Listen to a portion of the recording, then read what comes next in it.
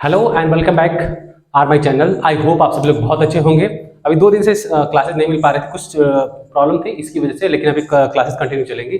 ठीक है, चलिए लास्ट टॉपिक है ज्योग्राफी का। ठीक है, तो जो मैन्युफैक्चरिंग एंड इंडस्ट्री के बारे में, मैन्युफैक्चरिंग एंड इंडस्ट्री। ठीक है, मैन्युफैक्चरिंग इंडस्ट्रीज एक मिनट, चलिए देखते हैं। फर्स्ट ऑफ ऑल हमने इसके बारे में आपको जब हमने स्टडी किया था कि जब लेक्चर में कि मैन्युफैक्चरिंग क्या होता है ना, और रॉ मटेरियल क्या होते हैं, इसके पहले मैंने कुछ टॉपिक में डिस्कस किया था, लेकिन फिर भी इसको स्टार्ट करने से हम बता दे रहे हैं। देखिए, सबसे पहले हम बात करें मैन्युफैक्चरिंग। देखिए, अगर कोई भी रॉ मटेरियल से कोई हम न्यू प्रोडक्ट बनाते हैं तो उसे हम क्या बोलेंगे? मैन्युफैक्चरिंग। सिंपल सा देखिए क्या है, जैसे मान लीजिए ये वीट है, ये क्या है? एक प्रकार का रॉ मटेरियल है। अगर इसको हम प्रोसेस कर दिया जाए, इसको क्या करें हम?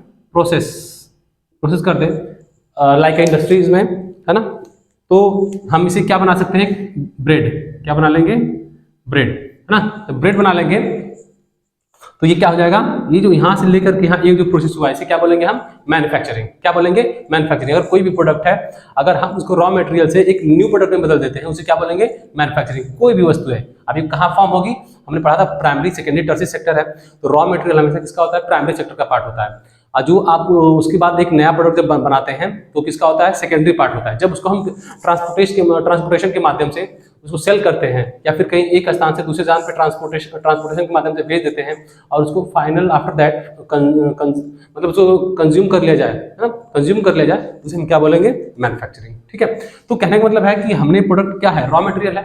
इस रॉ मटेरियल को हमने एक प्रोसेस के माध्यम से क्या बना दिया? ब्रेड बना दिया, कुछ भी बिस्किट्स बना दिए, है ना, बिस्किट्स बना दिए, या फिर इस प्रकार से वेरियस टाइप ऑफ जो हमारे कमोडिटीज होंगे उनको हम प्रोसेस करने के बाद जो न्यू प्रोडक्ट बनेगा उसे क्या बोलेंगे? मैन्युफैक्चरिंग। और रही इंडस्ट्री की बात, हमने आपको मेरा एक टॉपिक है जिसमें कंपनी इंडस्ट्री के बारे में मैंने बहुत अच्छे से डिटेल एनालिसिस किया है, तो आप उसको देख सकते हैं। अब देखिए, इंडस्ट्रीज क्या होती हैं? जहाँ पे हम ये कह सकते हैं कि पर्टिकुलर या फिर ग्रुप ऑफ कंपनी किसी भी सेक्टर, ग्रुप ऑफ कंपनी मिलकर के क्या क्या बनाती हैं? इंडस्ट्री करती है। जैसे मैं बोलूँ automobile industry, like automobile industries, है ना, ऑटोमोबाइल इंडस्ट्रीज। तो अब ऑटोमोबाइल इंडस्ट्री का मतलब क्या है? सारी की सारी आ जाएंगी आपकी जो भी है, जैसे हीरो की आ गई, है ना, होंडा आ गई, ठीक है, इस प्रकार की बजाज आ गई, इस प्रकार की जितनी भी कंपनियां हैं वो क्या कहलाएंगी? कंपनी कहलाएंगी। लेकिन इस ग्रुप ऑफ कंपनी की बात करेंगे तो क्या कहेंगे? इंडस्ट्रीज। ठीक है, आई होप ये समझ में आ गया होगा। चलिए आगे देखते हैं। ठीक है,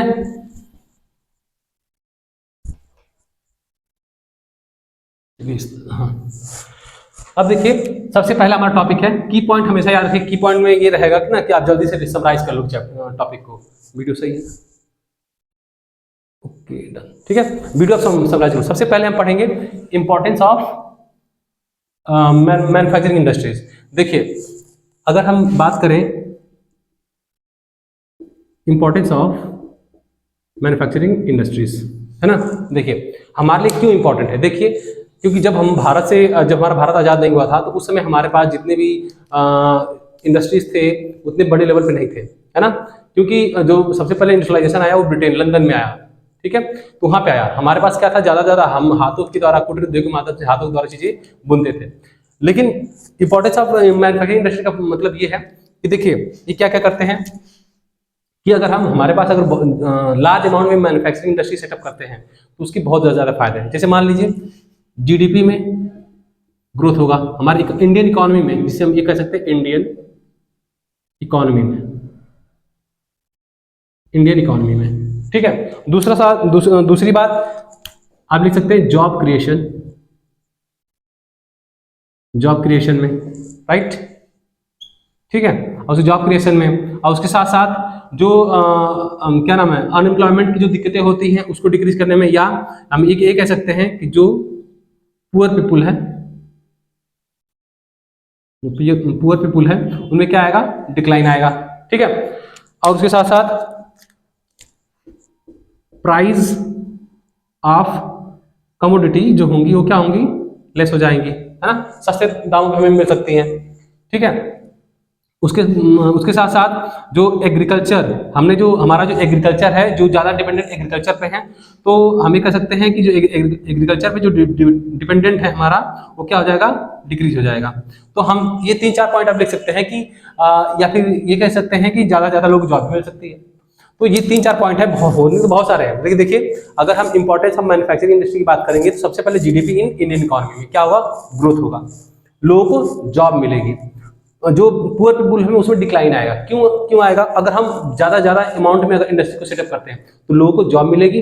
तो जो गरीब तबके के लोग हैं, है ना, जो गरीब तबके के लोग बहुत पढ़े लिखे भी नहीं है, लेकिन एज उनको क्या चाहिए, एम्प्लॉयमेंट चाहिए, तो एज ए लेबर के तौर पे उस इंडस्ट्री में काम कर सकते हैं। आपने देखा होगा कि लोग जो गांव में लोग होते हैं वो शहर में जाते हैं, विदेश में जाते हैं, है ना, जहाँ पे इंडस्ट्रीज हैं, लेकिन अगर यही इंडस्ट्रीज उनके सिटीज के नियर में या विलेजेस में अगर सेटअप कर दिया जाए, हर चीज़ फैसिलिटी प्रोवाइड कर दे, तो वो नहीं जाएंगे। तो इसलिए कहने मतलब है कि जो पुअर लोग गाँव में हैं, जो गरीब लोग हैं या फिर जो अनएम्प्लॉयमेंट लोग हैं, उनमें क्या आएगा, डिक्लाइन आएगा।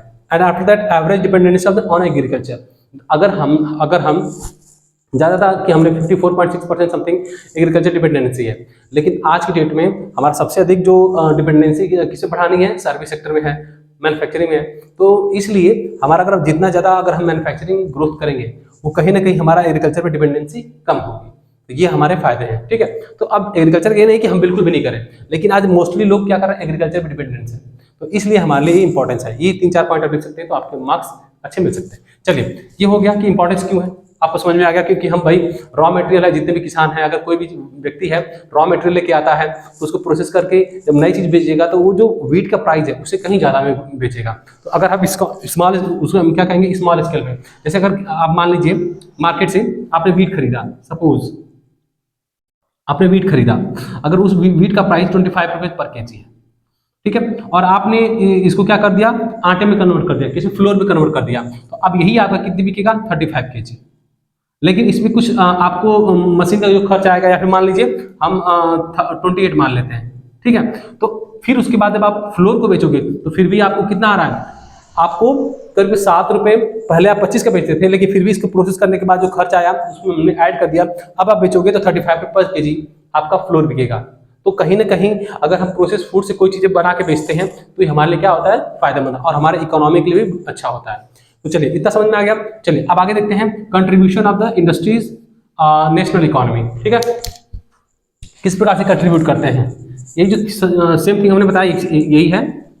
सबसे पहले अगर हम मैक्सिमम इंडस्ट्रीज को क्या करेंगे, सेटअप करेंगे, है ना, अगर हम इंक्रीज करते हैं इसको, मैन्युफैक्चरिंग इंडस्ट्रीज को, है ना, तो इससे क्या क्या फायदे हैं। पहली बात, इंडियन इकोनॉमी क्या होगी, जो आपकी इंडियन इकोनॉमी में क्या होगी, ग्रोथ आएगा। सबसे पहले इंडियन इकोनॉमी क्या आएगा, ग्रोथ आएगा, मतलब उसे वृद्धि मिलेगी। उसके बाद उसके साथ साथ अनएम्प्लॉयमेंट, अगर हम ज़्यादा इंडस्ट्री सेटअप करते हैं, है ना, तो उसमें क्या होगा, लोगों को जॉब क्रिएशन होगा। हमने जैसे पहले बताया, इंडियन इकोनॉमी क्या होगी, ग्रोथ होगी। हमने बोला ना कि नेशनल में क्या क्या फायदे होंगे, ठीक है। अब उसके साथ बर्डन कम होगा, जो गवर्नमेंट है, जो हमारी गवर्नमेंट है, उसमें बर्डन कम होगा। किसके लिए भाई, क्यों बर्डन कम होगा, देखिए अभी आप देखते हो कि लोग ऐसे बहुत लोग हैं जो पीडी सिस्टम से फूड डिस्ट्रीब्यूट होता है। अगर उनके पास रोजगार होता, अगर उनके पास पैसे होते, तो सरकार उनको मतलब वो डिस्ट्रीब्यूशन नहीं करती। इसका एक सर्कल है। जैसे मान लीजिए अगर कोई व्यक्ति गेहूं प्रोडक्शन करता है 25 रुपये पर केजी, तो सरकार क्या करती है, उसको 30 रुपये केजी खरीद लेती है, मतलब एमएसपी रेट पे ना, एमएसपी रेट पे। इसका मतलब है सरकार 5 रुपये प्लस खर्च करती है और देने के लिए, मार्केट प्राइस से ज्यादा, जिसको हम एमएसपी कहते हैं, मिनिमम सपोर्ट प्राइस। तो अब देखिए सरकार जब 5 रुपये अधिक लगा रही है, तो उस पैसे कहाँ से आ रहे हैं, हमारे ही खर्चे से, हम जो पैसे पे करते हैं, या फिर हम टैक्स पे करते हैं, या फिर जो भी प्रोडक्ट हम खरीदते हैं वो उसी के माध्यम से तो 5 रुपये हमें ऐड आ रहा है ना। तो सरकार अपने पॉकेट थोड़ी देती है, हम लोग की पॉकेट देती है, जितने लोग अपना टैक्स पे करते हैं। तो जो 5 रुपये ऐड हो रहे हैं, तो कहीं ना कहीं वो सरकार के कम होगा। अगर सभी लोग के पास जॉब होगी, अच्छी उनकी लाइफ स्टाइल होगी, तो ये गवर्नमेंट पे जो बर्डन होगा फाइनेंशियल का, क्या हो जाएगा, जो जितने भी फाइनेंशियल एसेट होंगे भारत सरकार के, या फिर उन्होंने जितना भी फाइनेंस में इन्वेस्ट कर रहे हैं, जो भी उन्होंने ऐसे पीडीएस सिस्टम के माध्यम से और उसके साथ साथ एमएसपी के माध्यम से जो पैसे सरकार खर्च करती है, उसमें क्या आएगा, डिक्लाइन आएगा, राइट। तो कहीं ना कहीं हमारे नेशनल इकोनॉमी में क्या है, ये बूस्ट मिलेगा, ठीक है। वीडियो सही है ना, जस्ट मिनट, ठीक है। अब यहाँ पे क्या है, बूस्ट हो जाएगा। अब उसके साथ साथ देखिए, अगर मान लीजिए हम ज़्यादा इंडस्ट्री सेटअप करते हैं तो लोगों के लिए जॉब, हम मैक्सिमम जॉब अपॉर्चुनिटी ला सकते हैं, है ना, मैक्सिमम जॉब अपॉर्चुनिटी ला सकते हैं। जैसे देखिए, मैक्सिमम जॉब अपॉर्चुनिटी, ठीक है, मैक्सिमम जॉब अपॉर्चुनिटी ला सकते हैं। कैसे ला सकते हैं, जैसे मान लीजिए अगर हम ज़्यादा इंडस्ट्री सेटअप करते हैं तो यहाँ पे लोगों को रिक्वायरमेंट के लिए स्किल वर्कर हो गए, नॉन स्किल वर्कर हो गए, उनकी रिक्वायरमेंट होगी, तो मैक्सिमम अमाउंट में क्या लोगों को रोजगार मिलेगा। जब लोगों को रोजगार मिलेगा तो मान लीजिए अगर हम किसी भी प्रोडक्ट का, जैसे स्टील है ना, स्टील है, आयरन है ना, कोल है, जितनी भी चीजें हैं, अगर हम, या फिर कोई आईटी सेक्टर की कंपनी है, अगर हम इसमें ज्यादा ग्रोथ करेंगे तो हम अपने इस प्रोडक्ट को क्या कर सकते हैं, इंपोर्ट एक्सपोर्ट कर सकते हैं, बेच सकते हैं, सरप्लस होगा तो हम बेच भी सकते हैं, तो है आज उससे जो पैसे आएंगे तो भारत की इकोनॉमी क्या होगा, वृद्धि होगी, क्या ग्रोथ मिलेगा। एंड आफ्टर दैट देखिए, फॉरेन एक्सचेंज है ना, जो फॉरेन एक्सचेंज है ना, जो फॉरेन एक्सचेंज है उसमें क्या मिलेगा, ग्रोथ मिलेगा। अब ये कैसे मिलेगा, जैसे मान लीजिए अगर हम ज़्यादा यहाँ पे इंडस्ट्री सेटअप करते हैं, ठीक है, तो जो फॉरेन के लोग हैं, है ना, जो फॉरेन के लोग हैं वो देखिए एफडीआई होता है, एक एफडीआई होता है और एक एफपीआई होता है, पोर्टफोलियो इन्वेस्टमेंट। तो हम इसकी बात कर रहे हैं एफडीआई में। तो लोग क्या करेंगे, अगर हम यहाँ पे ज़्यादा सेटअप कर रहे हैं तो लोग अधिक से अधिक भारत में पैसे लगाएंगे। क्यों भाई, अगर हमारे यहाँ अगर कैपिटल की कमी है, अगर वो लोग पैसे करें तो वो हमारे इकोनॉमी क्या करेगा, ग्रोथ दिखाएगा। क्या मिलेगा, इंडस्ट्री ग्रोथ होगी, या फिर लोगों के पास जो अमाउंट है, जो उनको सैलरी मिलती है वो ग्रोथ होगा। और कम से कम इंडस्ट्री रहेंगी तो लोगों को क्या होंगे, बेरोजगार होंगे, उनको अच्छी सैलरी नहीं मिल पाएंगी, है ना। तो ये सारी चीजें कहीं ना कहीं हमारे इंडियन इकोनॉमी में या नेशनल में बहुत बड़ा योगदान देती है। जितने अधिक से अधिक हम, अच्छा हम चाइना से क्यों पीछे हैं, क्योंकि चाइना ने अपना प्राइमरी सेक्टर के साथ साथ उसने मैन्युफैक्चरिंग पे इतना अधिक उसने इन्वेस्ट किया है और उस पर इतना अधिक ध्यान दिया है कि वहाँ पे उनके जो भी प्रोडक्ट है पूरे वर्ल्ड में बिकते हैं। तो पूरे वर्ल्ड में हम भले ही कह लें कि ठीक है चाइना से हमारा विवाद है वगैरह वगैरह, लेकिन अगर रियलिटी देखा जाए तो चाइना हमसे कहीं ज़्यादा आगे है, ठीक है। तो हमसे उसे सीखना चाहिए और हमें सबसे अधिक रिसर्च एंड डेवलपमेंट पे हमें क्या करना चाहिए, खर्च करना चाहिए, कि हमें ज़्यादा रिसर्च एंड डेवलपमेंट पे खर्च करें, हायर स्टडी के लिए बच्चों को प्रोत्साहित करें, उनको स्कॉलरशिप दी जाए। आज अगर डेटा देखा जाए तो हमारे भारत में research and development 0.67% he, approx लगभग में हमें लगता है 0.67% ही जीडीपी का खर्च किया जाता है। अगर चाइना में आप देखोगे तो 2.67 समथिंग इतना जीडीपी का खर्च किया जाता है। सोचिए, इससे अधिक ही होगा, है ना। तो इसलिए वहाँ पे आप मेट्रो रेल प्रोजेक्ट देख लिए, मेट्रो देख लिए, एलिवेटर्स अच्छे होते हैं, ब्रिज देख लीजिए, मतलब हर चीज वो सब में आ गए हैं। उनकी टॉलेस्ट बिल्डिंगें हैं, डैम्स हैं, किसकी वजह से, क्योंकि उन्होंने R&D पे खर्च किया हुआ है और इसका फायदा उनके जनता को, उनके पब्लिक को मिलती है। तो कहीं ना कहीं हमारा बैकबोन जो है हमारा इंडस्ट्री सेटअप है। अगर जितना भी इंडस्ट्री करेंगे, ग्रोथ, रॉ मटेरियल से हम नए प्रोडक्ट बनाएंगे और उसको विद इन भारत में यूज कर सकते हैं, हम एक्सपोर्ट भी कर सकते हैं अदर कंट्री में, उससे में फॉरेन इन्वेस्टमेंट आ सकता है ना, फॉरेन करेंसी आ सकती है, तो हमारे फॉरेन एक्सचेंज में क्या होगी, ग्रोथ होगा। ये हमारे लिए फायदा है, ठीक है। तो यही है contribution of the industry and national economy. तो यही सब सारे हम जो इंडस्ट्री सेटअप करते हैं तो ये सारे हमारे इंडस्ट्री में क्या करते हैं, कंट्रीब्यूट करते हैं। लाइक इंडस्ट्रियल इकोनॉमी ग्रोथ होगा, पुअर में जो वृद्धि होती है वो डिक्लाइन हो जाएगी, जो गरीब है जॉब क्रिएशन हो जाएगा, जॉब अपॉर्चुनिटी अधिक से अधिक मिल जाएगी, है ना। फॉरेन एक्सचेंज में क्या होगा, ग्रोथ होगा। तो हमें कहीं ना कहीं इंडस्ट्री सेटअप करना चाहिए अधिक से अधिक, और लोगों को रोजगार मिले। जो कहीं ना कहीं भारत सरकार जो फ्रीबीज के तौर पे जो सब्सिडी देती है उसमें क्या होगा, डिक्लाइन आएगा। भारत सरकार पे जो प्रोडक्ट का जो बर्डन है, जो पैसे का फाइनेंशियल बर्डन है वो डिक्रीज हो जाएगा, तो और लोगों की आर्थिक स्थिति क्या होगी, सुदृढ़ होगी। तो ये सारे इंपॉर्टेंट पॉइंट फैक्ट है, ठीक है। चलिए, मार्केट लिंकेज क्या है। अब देखिए प्रोडक्ट हमने बना लिया, है ना। अब भाई मार्केट लिंकेज क्या क्या है इसके बारे में जान लेते हैं। देखिए मार्केट लिंकेज क्या होता है, जब आप कोई प्रोडक्ट किसी मार्केट से लाते हैं रॉ मटेरियल के फॉर्म में, आप उसको भाई मैन्युफैक्चरिंग करते हो, बनाते हैं, है ना।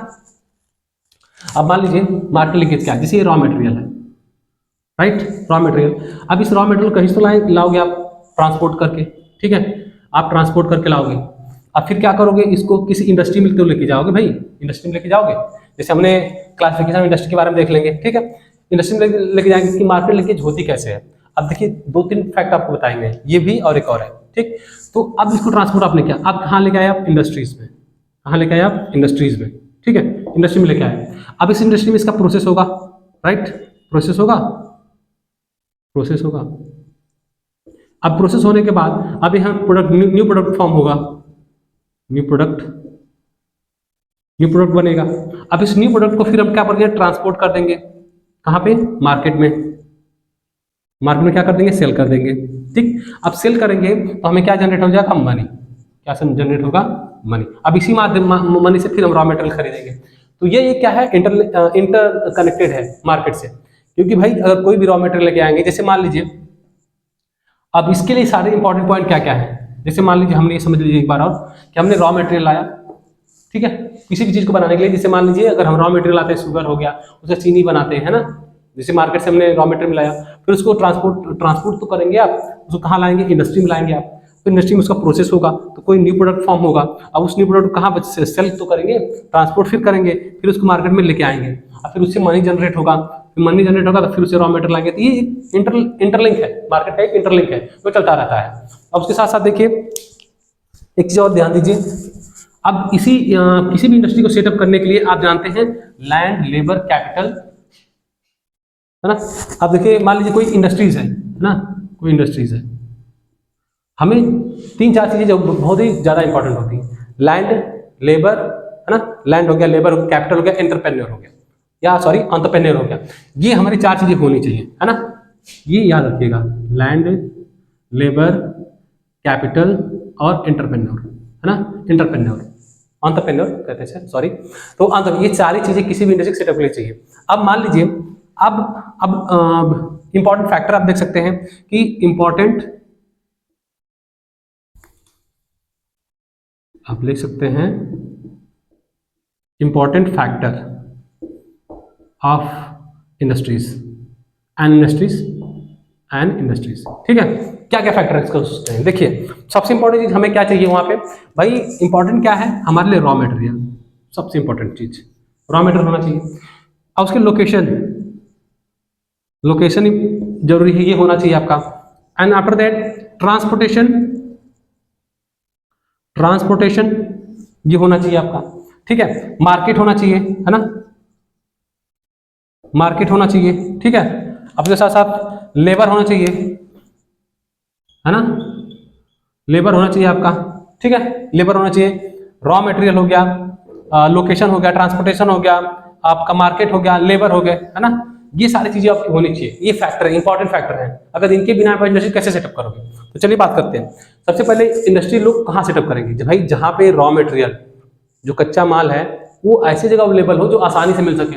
अब भाई अगर मान लीजिए सपोज दैट अगर हमें थर्मल पावर प्लांट बैठाना है, ठीक है, जो वाटर को बॉयलर में हाई टेम्परेचर पे गर्म किया जाता है। अब वो स्टीम फॉर्म होता है, स्टीम को टरबाइन में जाता है, टरबाइन में जनरेटर लगा होता है, तो बिजली जनरेट होती है। तो आप सोचिए इसको कहाँ सेटअप करोगे आप वहीं सेटअप करना चाहेंगे, वीडियो सही है ना, ठीक है।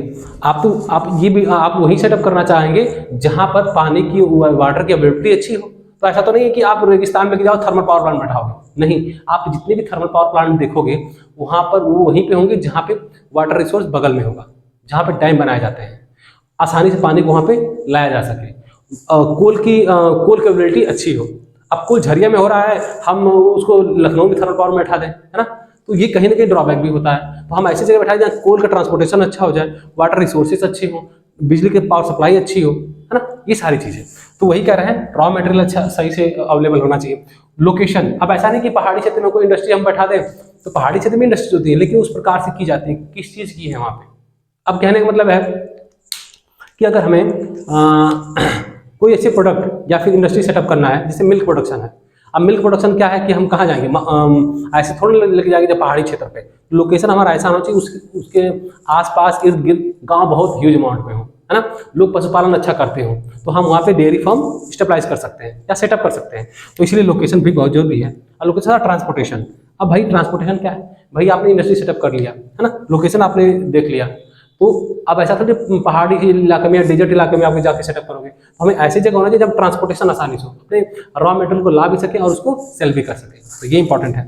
मार्केट, अब आपने सब कुछ सेटअप कर लिया, जब मार्केट ही नहीं है तो हम क्या करेंगे, तो हमें ये भी देखना होता है कि भाई हमारा जहाँ पे हम इंडस्ट्री सेटअप कर रहे हैं और मार्केट का एक्सेस भी बहुत आसानी से हो, हम चीज़ों को अच्छे से ट्रांसपोर्ट कर सकें, मार्केट में सेल कर सकें। तो हमारे लिए मार्केट भी जरूरी है, ठीक है। अब आगे है लेबर। अब भाई लेबर भी इंपॉर्टेंट फैक्टर है ना, लेबर है, स्किल लेबर है, नॉन स्किल लेबर है, तो लेबर भी एक इंपॉर्टेंट फैक्टर अदा करता है। बिकॉज क्योंकि भाई अगर लेबर है तो हमें एक चीपेस्ट लेबर चाहिए। अब हाई लेबर जो कॉस्ट हम देते हैं वो भी ठीक है, बट हमें कहाँ चाहिए, ऐसी जगह सेटअप इंडस्ट्री करना चाहिए जहाँ पे लेबर की अवेलेबिलिटी बहुत आसानी से हो। ऐसा नहीं कि हमने सेटअप कर दिया, लोग वहाँ पहुँच ही नहीं पा रहे, लेबर की कमी है, शॉर्टेज है। तो इस प्रकार से सारी चीज़ें वर्क करती हैं। तो इसीलिए बोला गया है कि मार्केट लिंकेज जिस प्रकार से होते हैं, जो हमने इसके पहले बताया था आपको, ठीक है, जिसमें आपको लैंड, लेबर, कैपिटल, एंटरप्रेन्योर की जरूरत होती है। चलिए आगे बात कर रहे हैं, क्लासिफिकेशन ऑफ इंडस्ट्री की बात करेंगे, ठीक है। ये सारे बस ज़्यादा देखिए, छोटा सा बस आप स्टोरी के फॉर्म में याद कर लोगे ना, तो इससे जो भी क्वेश्चन आप बनेंगे आप बना सकते हो, कोई दिक्कत नहीं होगी आपको, ठीक है।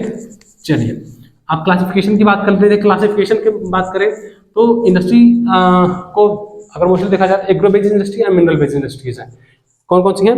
एग्रो बेस्ड और मिनरल बेस्ड। अब हम अगर बात करें एग्रो बेस्ड की, है ना, एग्रो बेस्ड की तो इसमें सबसे पहले अगर टेक्सटाइल की बात करें, है ना, टेक्सटाइल की बात करेंगे, है ना, टेक्सटाइल की बात करें। अब टेक्सटाइल में क्या क्या आ जाएंगे आपका, जैसे मान लीजिए हमने कॉटन ले लिया, क्या ले लिया, कॉटन, जूट को ले लिया, ठीक है। तो अगर हम देखें कॉटन क्या है, कॉटन एक फाइबर की तरह होता है जिससे हम कपड़े या फिर बेडशीट्स या फिर वेरियस टाइप ऑफ चीजें बनाई जाती हैं। अगर कॉटन का सबसे अधिक प्रोडक्शन देखा जाए तो महाराष्ट्र वाला जो क्षेत्र है, महाराष्ट्र है ना, महाराष्ट्र वाला क्षेत्र है ना, उसके साथ साथ आपका क्या नाम है, साउथ के कुछ पार्ट है ना, ठीक है, जैसे आपका कर्नाटका वाला क्षेत्र है, कर्नाटक हो गया, महाराष्ट्र हो गया, गुजरात वाला क्षेत्र हो गया, तो यहाँ पे कॉटन का प्रोडक्शन अच्छा होता है। तो अगर मैक्सिमम प्रोडक्शन की बात करें तो महाराष्ट्र है।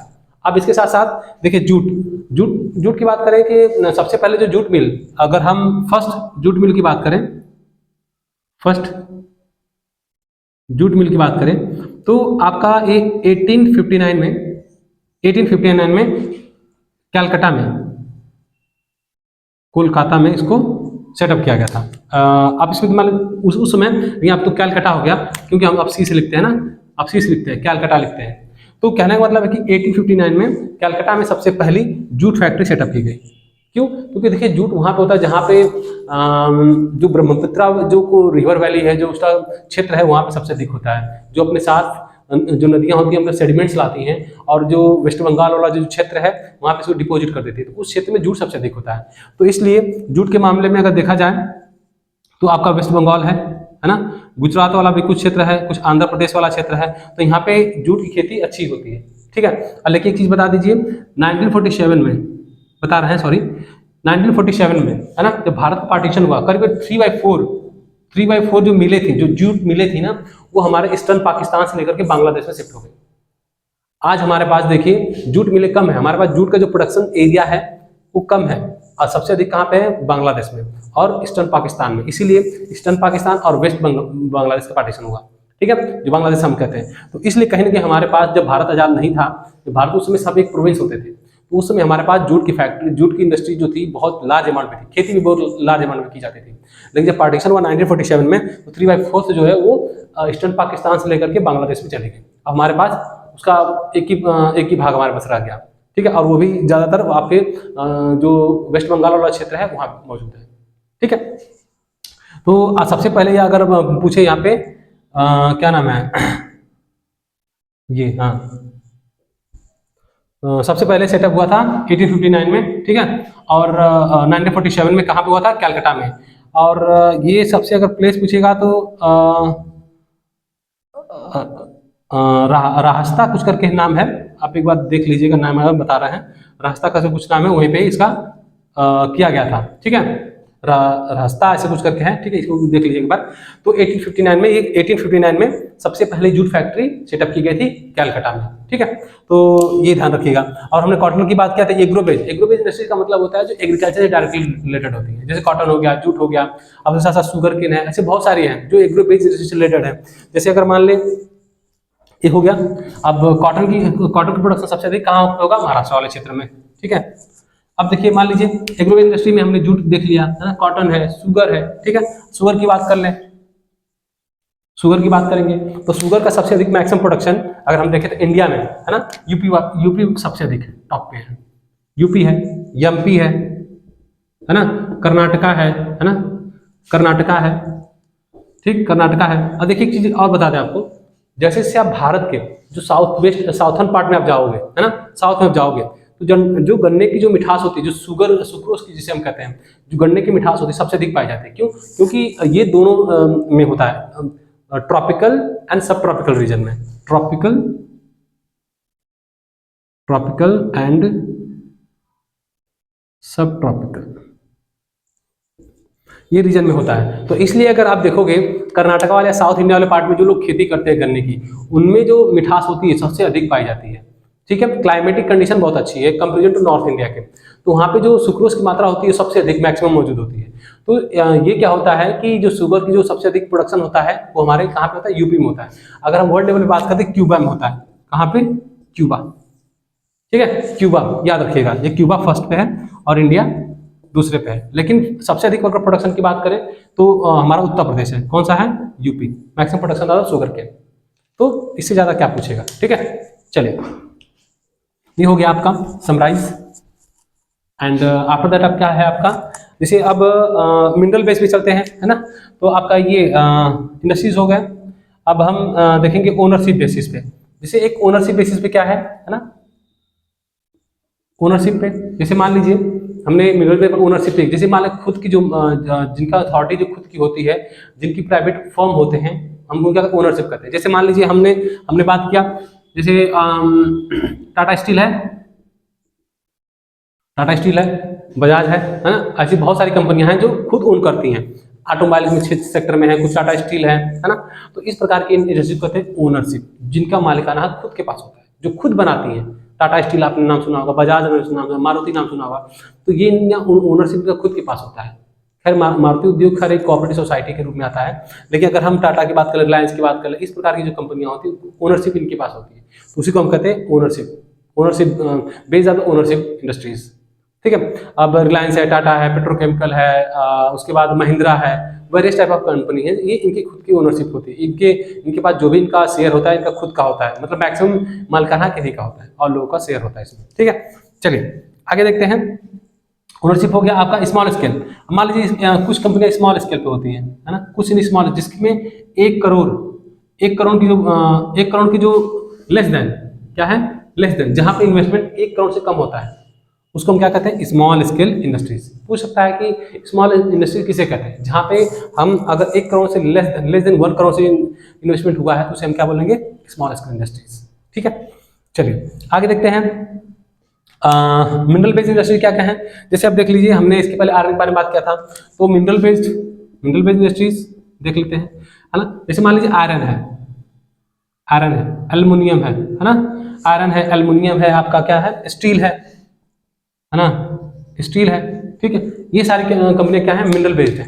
अगर हम आयरन की बात करें, हमने इसके पहले जो प्रीवियस लेक्चर में डिस्कस किया था, सबसे मैक्सिमम प्रोडक्शन था आयरन कहाँ पे होगा? उड़ीसा वाला क्षेत्र है ना, उड़ीसा है। अब इसके साथ साथ कई सारे आयरन इंडस्ट्रीज भी हैं, है ना। जमशेदपुर टाटा है ना, जमशेदपुर में है, और बहुत सारी जगह है। तो अगर हम स्टील की बात करें तो सबसे पहले आपने देखा होगा, जब आप झारखंड जाएंगे तो वहाँ पे जमशेदपुर ना है ना, तो वहाँ पे एक स्टील फैक्ट्री है ना, जमशेद टाटा के द्वारा बनाई गई है, तो उसको टाटा स्टील कहते हैं।